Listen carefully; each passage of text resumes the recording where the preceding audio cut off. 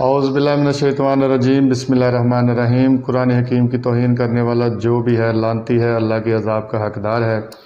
لیکن بحیثیت مسلمان، بحیثیت کلمہ گو، جو میں نے سوچا، جو سمجھا، اس پر میں آپ کے سامنے کچھ سوالات بھی رکھ رہا ہوں اور ان سوالات کے جوابات بھی آپ کی خدمت میں پیش کروں گا۔ پہلا سوال یہ ہے کہ کیا قرآن کی توہین صرف کافر کر رہے ہیں؟ دوسرا سوال ہے میرا کہ کیا قرآن حکیم کی توہین میں مسلمان دانستہ یا نادانستہ طور پر شامل ہیں یا نہیں ہیں؟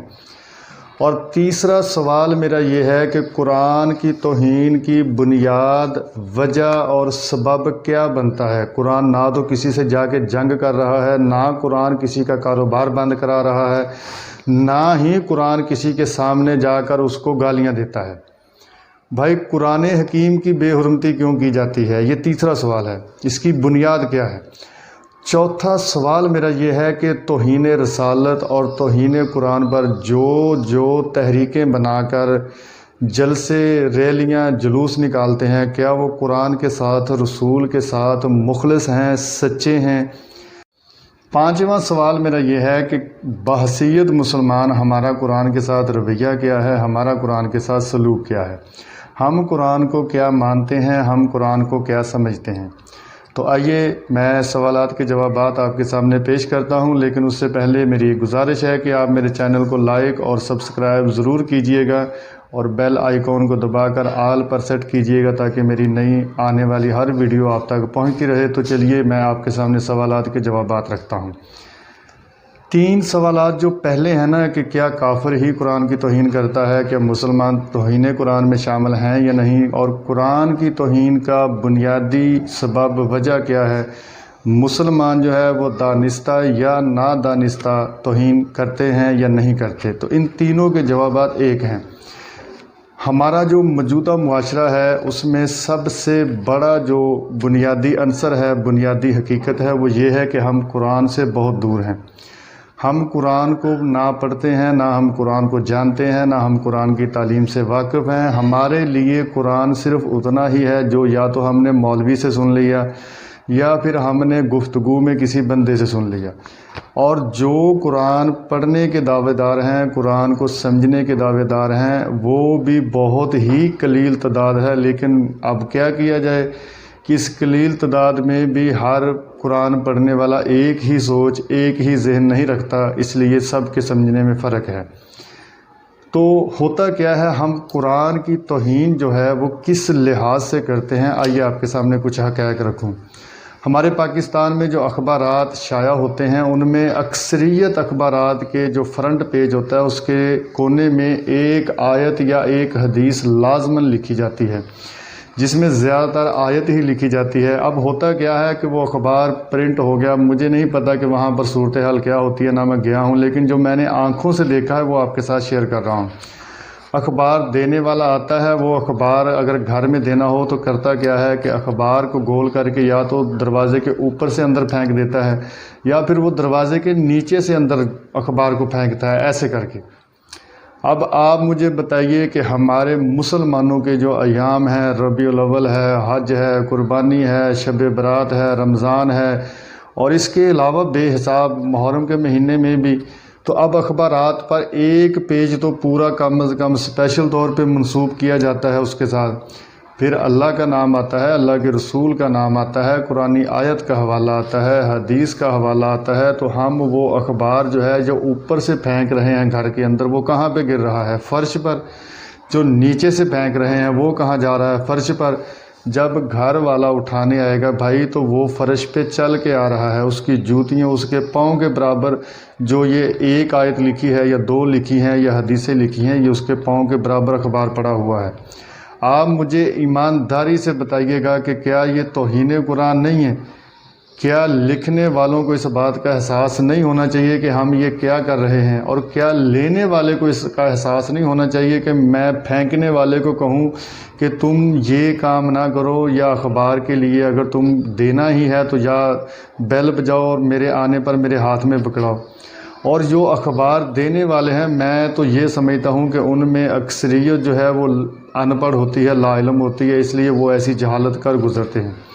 لیکن جو علم رکھتے ہیں ان کو تو چاہیے کہ اس بات کے خلاف اپنا احتجاج ریکارڈ کروائیں، اس بات کو منظر عام پر لائیں اور اس بات کا سد باب کریں کہ یہ بات نہ ہو۔ ساری جو اخبار ہے وہ سیاست کی خبروں سے بھری ہے، لیکن ایک آیت اس پر موجود ہے۔ اب یہ اخبار آتا ہے ہوٹلوں پر، یہ آتا ہے حماموں پر، وہاں پر جو پڑھنے والے آتے ہیں ان کی زیادہ تر توجہ یا تو سیاسی خبر پر ہوتی ہے یا کسی چٹکلے دار خبر پر۔ وہ اخبار پڑھتے ہیں اور پھر یوں نیچے رکھ دیتے ہیں، وہ یہ دھیان بھی نہیں کرتے کہ اخبار پاؤں میں گر رہا ہے یا اوپر بینچ پر ہی پڑا ہے۔ تو بھائی اخبار بار بار نیچے پاؤں میں گرتا ہے پھر اٹھایا جاتا ہے۔ یہ توہین قرآن کرنے والے کون ہیں؟ کیا یہ مسلمان نہیں ہیں؟ اب اس سے آگے آ جائیے، یہی اخبار ردی میں بیچ دیا جاتا ہے، اور جب یہ اخبار ردی میں بیچا جاتا ہے تو تب یہ جاتا ہے بنڈلوں کی شکل میں، اور جس کو جیسا اس کا طریقہ ہے لجانے کا، اللہ معاف کرے، یہ بدترین توہین بنتی ہے اگر اس میں آیات قرآنی ہوں اور اس میں احادیث ہوں۔ پھر وہاں سے جو لوگ خریدتے ہیں ان میں اکثریت ایسی بھی ہے جو اپنی سبزیاں یا پھل پیکنگ کر کے منڈی میں پہنچانے کے لیے اس کو استعمال کرتے ہیں۔ اور آپ نے بڑی دفعہ سوشل میڈیا پر ایسی تصویریں دیکھی ہوں گی کہ کسی نے پھل خریدا اور اس میں سے قرآن کا لکھا ہوا ایک صفحہ نظر آ گیا یا اس میں قرآنی آیات نکل آئیں۔ تو بھائی یہ ردی میں بکنے والا اخبار بمائے قرآنی آیات یا احادیث کے جب یہ ایسے پہنچتا ہے تو پھل خریدنے والے اکثریت بھی ان پڑھ ہے، سبزی خریدنے والی اکثریت بھی ان پڑھ ہے، اس لیے انہوں نے اپنے کاروبار کے لحاظ سے بیچنا ہوتا ہے۔ اب وہ کیا کرتے ہیں، وہ سبزی یا پھل نکالتے ہیں اور پھر اس کے بعد وہ ردی کو یوں پھینک دیتے ہیں۔ وہ ردی کبھی راستوں میں ادھر ادھر خوار ہو رہی ہے، کبھی گندی نالیوں میں گری ہے، کبھی سڑکوں پہ، کبھی کہیں۔ تو اب جو قرآن راستوں میں، گلیوں میں، یہ گندی نالیوں میں یہ قرآن کی بے حرمتی ہو رہی ہے، تو اس کا ذمہ دار کون ہے؟ اس کا سب سے پہلا ذمہ دار وہ ہے جو اپنے اخبار میں قرآن کی آیت کو لکھ رہا ہے۔ اس کا دوسرا ذمہ دار وہ انسان ہے کہ جو اس بات کو جان گیا لیکن اس نے کبھی اس کے خلاف آواز اٹھانے کی کوشش نہیں کی، اور اس کا تیسرا ذمہ دار وہ مسلمان ہے کہ جو اب میرا یہ پیغام سن لے اور اس کے بعد میرے اس پیغام کو آگے نہ پہنچائے۔ قیامت کے دن وہ اللہ کی بارگاہ میں مجرم کی حیثیت سے پیش ہوگا، قرآن کا مجرم ہوگا، اللہ کے رسول کا مجرم ہوگا۔ اور اب چوتھا سوال کہ ہم یہ جو تحریک والے ہیں جو قرآن کی توہین رسالت کے نام پر جلوس، جلسے، ریلیاں نکالتے ہیں، یہ قرآن کے ساتھ سچے ہیں کہ نہیں؟ تو سرکار دل پہ لکھیے، آپ نے یہ دیکھا بہت بار ہوگا لیکن شاید آپ نے کبھی اس کے خلاف آواز اٹھانے کی کوشش نہیں کی۔ یہ ہوتا کیا ہے کہ ایسا جو جلسہ، ریلی، جلوس ہوتا ہے اس میں اکثریت اسلام کے نام پر شامل ہوتے ہیں، تو اب ان کے پاس وہ جھنڈے بھی ہوتے ہیں کہ جس پر کلمہ لکھا ہو یا کچھ ایسی چیزیں لکھی ہوں، پلے کارڈ لکھے ہوتے ہیں جس پر لکھا ہوتا ہے قرآن کی توہین نہ کرو یا توہین رسالت کو بند کرو، ایسے کچھ جملے۔ اب ہوتا کیا ہے کہ یہی جو توہین رسالت کے خلاف احتجاج کرنے والے ہیں، توہین قرآن کے خلاف احتجاج کرنے والے ہیں، جب یہ بازاروں میں آتے ہیں، سڑکوں پہ آتے ہیں تو پھر یہ لوگوں کی گاڑیوں کو جلاتے ہیں، یہ لوگوں کی دکانیں توڑتے ہیں، سامان کو چوری کرتے ہیں۔ یہ میں اپنے پاس سے نہیں کہہ رہا، یہ موجود ہے سب کچھ انٹرنیٹ پر، آج بھی ثبوت موجود ہیں۔ اور بھائی یہاں تک ثبوت موجود ہیں کہ یہ غریب کی ریڑھی سے کیلے اٹھا کر کھا جاتے ہیں اور باقی جو کیلے ہیں وہ اٹھا کے بھاگ جاتے ہیں۔ اب مجھے یہ بتائیے کہ توہین رسالت کے نام پر جلسہ نکالا گیا ہے اور آپ بے گناہ بندے کی گاڑی جلا رہے ہیں، بے گناہ شخص کی دکان کو جلا رہے ہیں یا لوٹ رہے ہیں، اور آپ ایک غریب مزدور انسان کی سارا دن کی محنت مزدوری کا رزق جو ہے وہ آپ اٹھا کے کھا رہے ہیں، پھینک رہے ہیں، اٹھا کے بھاگ رہے ہیں۔ آپ خود توہین رسالت اور توہین قرآن کر رہے ہیں۔ کیا نبی کی اور قرآن کی یہی تعلیم ہے کہ جو یہ کام کیا جاتا ہے؟ یہ ایسا کرنے والے خود توہین رسالت کرتے ہیں، خود توہین قرآن کرتے ہیں، اور جو اس بات کے خلاف اپنا احتجاج ریکارڈ نہیں کرواتا وہ بندہ بھی اس توہین میں دانستہ یا نادانستہ طور پر کہیں نہ کہیں شامل ہے۔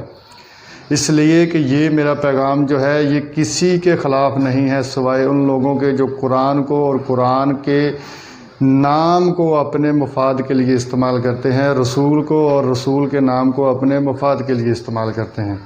اور آخری اور پانچواں سوال کہ ہمارا قرآن کے ساتھ تعلق کیا ہے، ہمارا قرآن کے ساتھ رویہ کیا ہے، تو سرکار یہ اتنا افسوسناک سوال ہے، اتنا افسوسناک جواب ہے کہ اکثریت کو شاید یہ برداشت نہ ہوگا۔ بھائی ہمارا قرآن کے ساتھ جو رشتہ ہے وہ رشتہ ہی مجبوری کا ہے۔ ہم سوائے مجبوری کے قرآن کو ہاتھ لگانا پسند نہیں کرتے۔ ہم نے قرآن کو اتنے اونچے مقام پہ رکھ دیا ہے کہ جہاں تک ہمارا پورا سال ہاتھ نہیں پہنچتا، ہمارا ہاتھ قرآن تک نہیں جاتا، ہم قرآن کو خود سے دور کر کے بیٹھے ہوئے ہیں۔ ہمیں قرآن کب یاد آتا ہے؟ جب ہم نے قسم اٹھا کر خود کو نیک پاک ثابت کرنا ہو، یا جب کوئی ہمارا مر جائے اور ہم نے اس کا احصال ثواب کروانا ہو۔ اور پھر ہم خود قرآن نہیں پڑھتے، دوسروں کو پڑھنے کے لیے کہتے ہیں، کیونکہ ہمیں تو پھر رونے پیٹنے سے فرصت نہیں ہوتی۔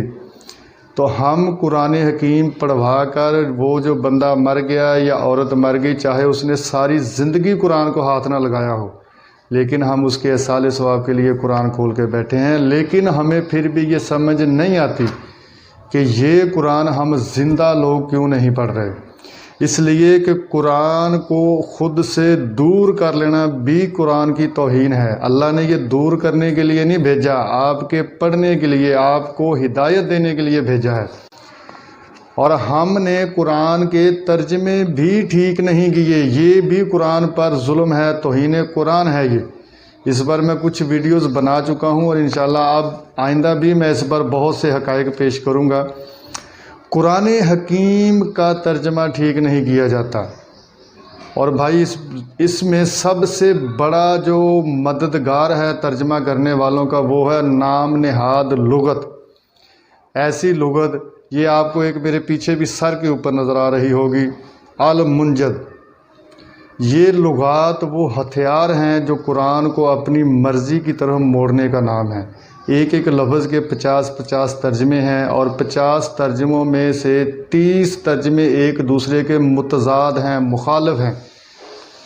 اور آپ کبھی اس دریا میں کودیں تو آپ کو پتہ چلے گا کہ ایک لفظ کا ترجمہ جو ہے وہ بادشاہ بھی ہے، اور ایک اسی لفظ کا ترجمہ غلام بھی ہے، نوکر بھی ہے۔ اور یہ بھی ایک بدترین قسم کی قرآن کے ساتھ خیانت ہے۔ اور اس میں ایک لفظ اگر آپ کہیں کہ جی کون سا، بہت سے لفظ ہیں، لیکن ایک لفظ میں آپ کے سامنے رکھ رہا ہوں، لفظ مولا۔ اس لفظ کو مالک کے لیے بھی استعمال کیا جاتا ہے، اور اس لفظ کو نوکر، اپنا زر خرید خادم جو ہو، اس کے لیے بھی استعمال کیا جاتا ہے۔ تو سرکار اگر یقین نہ آئے تو طریق اسلامی پڑھ لیجئے گا، آپ اس میں جا بجا یہ حوالے موجود ہیں، چیزیں موجود ہیں۔ اور اگر آپ کو دین پڑھنے کا تھوڑا شوق ہے تو پھر دین پڑھتے وقت جب آپ حدیث پڑھیں تو اس کا عربی پڑھیے گا۔ آپ کو عربی حدیث میں 80% سے زیادہ وہ حدیثیں نظر آئیں گی جن میں جب کسی غلام کی بات ہو تو اس غلام کو عربی میں مولا لکھا گیا ہے۔